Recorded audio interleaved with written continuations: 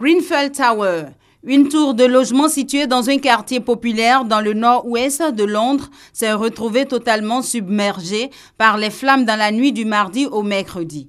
L'incendie s'est déclaré vers 1h15 heure locale, minuit 15 à Abidjan dans cet immeuble d'habitation de 27 étages, comptant plus de 600 personnes. En pleine nuit, la plupart des habitants étaient chez eux.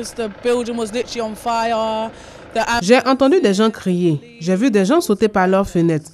L'immeuble était en feu. Les ambulances, la police, c'était horrible. On a été évacués par les pompiers. Ils nous ont dit de quitter notre immeuble.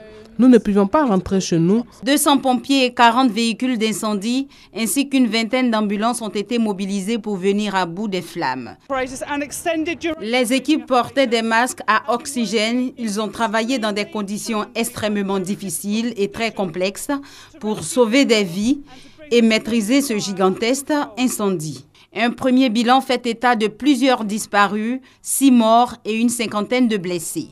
Pour l'instant, selon les secours, rien ne permet d'expliquer l'origine de cet incendie, même si certaines sources indiquent que l'incident aurait été causé par un réfrigérateur défectueux localisé au 4e étage de l'immeuble.